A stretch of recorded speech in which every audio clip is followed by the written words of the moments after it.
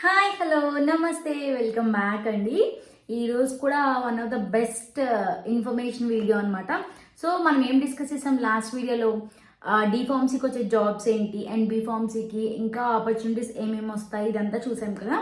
So ఈరోజు టాపిక్లో డిఫార్మసీకి వచ్చే జాబ్స్ ఏంటి అంటే, నిన్న 3 జాబ్స్ 4 జాబ్స్ చెప్పాను. సో అట్లా కాకుండా నేను పర్టికులర్ కొన్ని తీసుకుని అండ్ ఆ జాబ్స్ ఏంటి, వాళ్ళ ఏం చేస్తారు అండ్ వాళ్ళ శాలరీస్ ఎట్లా ఉంటాయి అనే ఇన్ఫర్మేషన్ ఈ వీడియోలో మీకు ఇస్తాను. సో ముందుగా మన ఛానల్ ఇంకా సబ్స్క్రైబ్ చేసుకోకపోతే సబ్స్క్రైబ్ చేసుకోండి, లైక్ చేయండి, షేర్ చేయండి. సో ఇంకా లేట్ చేయకుండా ఈరోజు వీడియోలోకి వెళ్ళిపోదాం.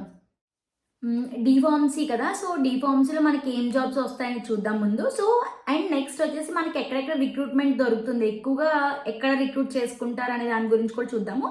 అండ్ శాలరీస్ అండ్ ఇంకా ఫర్దర్గా చాలా ఇన్ఫర్మేషన్ ఉంది. సో స్కిప్ చేసుకోకుండా అయితే చూసేయండి. ఫస్ట్ వచ్చేసి మనం ఏం జాబ్స్ వస్తాయి, సో గవర్నమెంట్లో కానీ ప్రైవేట్లో కానీ ఏమేమి జాబ్స్ వస్తాయో చూద్దాము. సో ఫస్ట్ వచ్చేసి data analyst, research worker, chemical or drug technician, drug safety associate, pharmacist, clinical research associate, pharmacist incharge. So ఇవన్నీ కూడా మనకి డిఫార్మ్ తర్వాత వచ్చాయి. సో అంటే డిఫార్మ్ అంటే అండర్ డిగ్రీలోకి వస్తుంది, సో డిగ్రీలోకి రాదు. నేను ఏంటంటే డిఫార్మ్స్ చేసి జాబ్స్ వచ్చి చూశాను. సో మనం డిఫార్మ్స్ చేసి డిగ్రీ చేసినా కూడా మనకి ఈ ఫీల్డ్లో ఇంట్రెస్ట్ ఉంటే మనం ఈ జాబ్స్కి అయితే అప్లై చేసుకోవచ్చు అనమాట. సో ఫస్ట్ అయితే అసలు ఈ లిస్ట్ వాళ్ళు అసలు ఏం చేస్తారో చూద్దాము. డ్రగ్ అనలిస్ట్ అనగా, సో డ్రగ్ అనలిస్ట్ అంటే ఏంటి, సో డ్రగ్స్ ఏమేమి డ్రగ్స్ వచ్చినాయి ఏంటి అనేది మనం డేటా కలెక్ట్ చేసుకునే వాళ్ళని డ్రగ్ అనలిస్ట్ అంటాము. నెక్స్ట్ వచ్చేసి రీసెర్చ్ వర్కర్, సో ఏ డ్రగ్ గురించి రీసెర్చ్ చేయాలి ఏంటి అనే దాని గురించి చేసేవాడిని మనం రీసెర్చ్ వర్కర్ అంటాం. నెక్స్ట్ వచ్చేసి chemical or drug chemical or drug technician అనమాట. సో వాళ్ళు ఏంటంటే ఏమేమి చూస్తారంటే డ్రగ్ అనేది లేబులింగ్ కానీ ఎలా జరుగుతుంది, లేబులింగ్ కానీ ప్యాకింగ్ ఎలా జరుగుతుంది, సో ఓన్లీ ఒక డ్రగ్ గురించి చేస్తారనమాట. సో వాళ్ళని డ్రగ్ టెక్నీషియన్ అంటారు. నెక్స్ట్ వచ్చేసి డ్రగ్ సేఫ్టీ అసోసియేట్, సో ఇందులోనే అర్థమైపోయింది కదా. సో డ్రగ్ ఎంతవరకు సేఫ్ అనే దాని గురించి తెలుసుకునే వాళ్ళని డ్రగ్ సేఫ్టీ అసోసియేట్ అంటారు. ఫార్మసిస్ట్, సో ఫార్మసిస్ట్ అంటే రెగ్యులర్గా మనకు తెలిసిందే, సో ఓన్గా క్లినిక్ కూడా పెట్టుకునే అర్హత వస్తుంది వాళ్ళకి అండ్ సర్టిఫికేట్ వస్తుంది. అది ఉంటే కానీ మనకి షాప్ అనేది రన్ అవ్వదు, సో అది కూడా తెలిసిందే. అండ్ నెక్స్ట్ వచ్చేసి క్లినికల్ రీసెర్చ్ అసోసియేట్, సో ఇది కూడా ఆల్మోస్ట్ రీసెర్చ్ లానే ఉంటుంది. ఆ క్లినిక్ గురించి తెలుసుకోవడం కానీ ఏం డ్రగ్ ఏంటి లేబులింగ్ కానీ ఇవన్నీ చూసుకోవడం అనమాట. ఇది కూడా వన్ ఆఫ్ ద డ్యూటీ అలాంటిదే. సో అండ్ ఇంకోటి ఏంటంటే ఫార్మసిస్ట్ ఇన్ఛార్జ్ అని చెప్పాను కదా. సో ఇక్కడ ఫార్మసిస్ట్ ఇన్ఛార్జ్కి డిఫరెన్స్ ఉందన్నమాట. సో పెద్ద డిఫరెన్స్ ఏమి కాదు కానీ అది కూడా క్లియర్గా చెప్తాను. సో ఫార్మసిస్ట్ ఇన్ఛార్జ్ అంటే ఎవరంటే ఓన్గా ఒకళ్ళు మాత్రమే ఫార్మసీ పెట్టుకున్నారనుకోండి, సో వాళ్ళే ఆటోమేటిక్గా ఫార్మసిస్ట్ ఇన్ఛార్జ్ అవుతారు. సో వాళ్ళే మొత్తం చూసుకోవాలి ఆ ఫార్మసీ గురించి. లేదు 2 or more పెట్టుకున్నారనుకోండి ఒక ఫార్మసీని, సో అందులో ఆ 2 or moreలో ఒక మెంబర్ డిసైడ్ అయ్యి ఆ ఫార్మసిస్ట్కి ఆ ఫార్మసీకి ఇన్ఛార్జ్గా ఉంటారనమాట. సో ఇక్కడ 1 member పెట్టుకునే దానికి గ్రూప్ ఆఫ్ పీపుల్ పెట్టుకునే దానికి కొంచెం డిఫరెన్స్ ఉందన్నమాట. సో దట్ ఈస్ వై రెండు విడివిడిగా ఇచ్చారు. ఫార్మసిస్ట్ అంటే ఏంటి, సో ఫార్మసిస్ట్ ఇన్ఛార్జ్ అంటే ఏంటి అనేది డిఫరెన్స్ ఉందన్నమాట మనకి ఇక్కడ. సో ఇవి జాబ్స్. అండ్ ఇంకోటి ఏంటంటే మనకి ఈ జాబ్స్ అన్నీ కూడా ఒక చోట ఇస్తారు, అంటే రిక్రూటర్స్ ఎవరు ఉంటారు, ఎక్కడెక్కడ రిక్రూట్ చేసుకుంటున్నారు అనే దాని గురించి కూడా తెలియాలి కాబట్టి సో అవి చూద్దాము. ఎక్కడెక్కడ రిక్రూట్ చేసుకుంటారు అంటే గవర్నమెంట్ హాస్పిటల్స్లో కానీ కమ్యూనిటీ హెల్త్ సెంటర్స్ అంటే సిహెచ్సి, అంటే నేను డిఫార్మసీ తర్వాత చేస్తామని చెప్పాను కదా ట్రైనింగ్లో, సో అవన్నమాట ఇవి.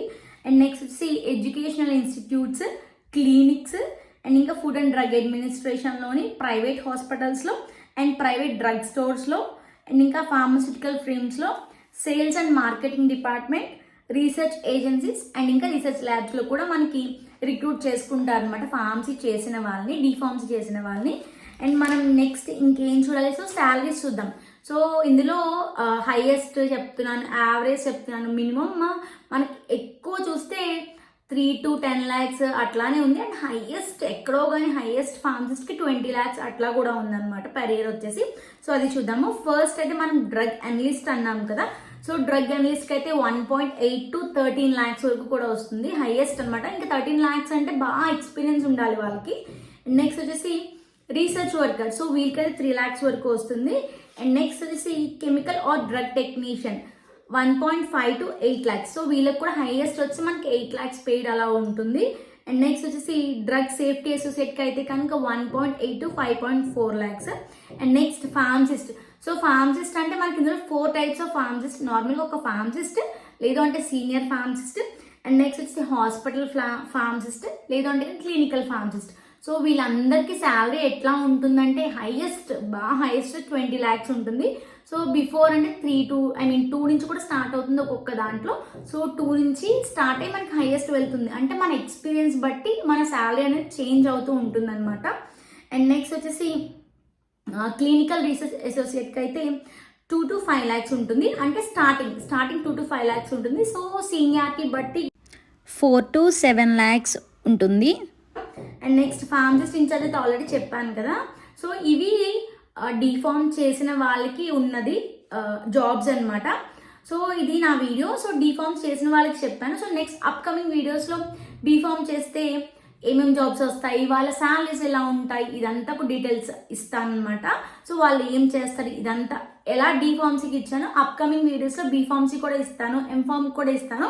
సో నా ఛానల్ అయితే నేను పెట్టిన వీడియోస్ మీకు మిస్ అవ్వకూడదంటే మాత్రం సబ్స్క్రైబ్ చేసుకోవడం మాత్రం మర్చిపోకండి. సబ్స్క్రైబ్ చేసుకున్నాక పక్కనే ఉన్న బెల్ ఐకాన్ మాత్రం ట్యాప్ చేయండి. సో నేను పెట్టిన ప్రతి వీడియో మీకు నోటిఫికేషన్ రూపంలో వస్తుంది. సో ఇంతవరకు నా వీడియోని చూసినందుకు thank you so much. And మీకు నచ్చితే మాత్రం లైక్ చేయండి. సో ఇంకొంతమందికి నా వీడియో అనేది ప్రమోట్ అవుతుంది. Thank you. Bye bye.